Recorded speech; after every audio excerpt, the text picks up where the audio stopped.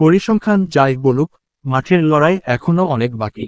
তবে শুরুর এই কয়েকটি ম্যাচেই বলে দিচ্ছে, এবারের বিশ্বকাপ হতে যাচ্ছে অনিশ্চয়তা আর নাটকীয়তায় ভরপুর এক আসর।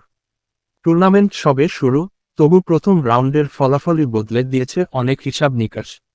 শক্তিশালী দলগুলোর কেউ কেউ যেমন চমকে দিয়েছে দাপুটে জয়ে, তেমনি কেউ কেউ হোঁচট খেয়েছে অপ্রত্যাশিতভাবে।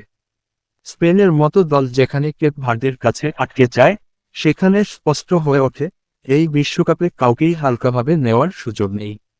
জাপানের বিপক্ষে ড্রয়ের পর নেদারল্যান্ডসের সম্ভাবনা কিছুটা কমলেও তারা এখনও সেরা 10-এ আছে 9.302%। 10-এ কলম্বিয়া 2.80%, 8-এ নরওয়ে 4.45%। 5বারের চ্যাম্পিয়ন ব্রাজিলের জন্য সময়টা মোটেও সহজ যাচ্ছে না। মরক্কোর সঙ্গে 1-1 গোলে ড্র করার পর তাদের সম্ভাবনা নেমে এসেছে 5.35%, 7 নম্বরে। কুরাশাওকে 7-1 গোলে উড়িয়ে 5-এ জার্মানি, 6.41%, আর কঙ্গোর বিপক্ষে মন মাতাতে না পারা পর্তুগাল নেমেছে 6-এ, 5.88%, যেখানে রোনালদো নিজেও ছিলেন কিছুটা নিষ্প্রভ। তবে ফুটবলে রোনালদো বা তার দলকে অবমূল্যায়ন করার সুযোগ নেই, এটাও মনে করিয়ে দিচ্ছেন বিশ্লেষকরা। তবেই শীর্ষস্থান বদলে গেছে। ক্রোয়েশিয়াকে 4-2 গোলে হারিয়ে উড়ন্ত সূচনা করা ইংল্যান্ড আছে 3-এ, 12.33%, 60 বছরের আক্ষেপ ঘোচানোর লক্ষ্যে।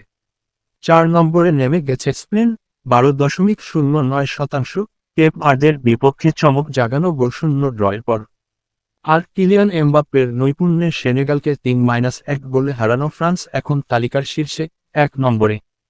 তারা শীর্ষে আছে 15.52% সম্ভাবনা নিয়ে। উত্তর খুঁজতে অপটার সুপার কম্পিউটার নতুন করে হিসাব কষেছে প্রতিটি দলের শিরোপা জয়ের সম্ভাবনা। আর সেই হিসাবে সবচেয়ে বড় চমকটা দিয়েছেন এক চিরচেনা মুখ, লিওনেল মেসি। আলজেরিয়ার বিপক্ষে 3-0 গোলের জয়ে হ্যাটট্রিক করে আর্জেন্টিনাকে তিনি তুলে দিয়েছেন তালিকার 2 নম্বরে। শিরোপা জয়ের সম্ভাবনা এখন 12.52%। 1962 সালে ব্রাজিলের পর গত 6 দশকে কোনো দল পরপর 2টি বিশ্বকাপ জিততে পারেনি। লিওনেল স্কালোনির আর্জেন্টিনা কি পারবে সেই ইতিহাস ছুঁতে? এবারের বিশ্বকাপ ইতোমধ্যে জমিয়ে দিয়েছে উত্তেজনা, আর সেই উত্তেজনার কেন্দ্রে এখন একটাই প্রশ্ন, 19শে জুলাই নিউ জার্সির মেটলাইফ স্টেডিয়ামে ট্রফি হাতে কে দাঁড়াবে? পুরনো চ্যাম্পিয়ন নাকি নতুন কিরু?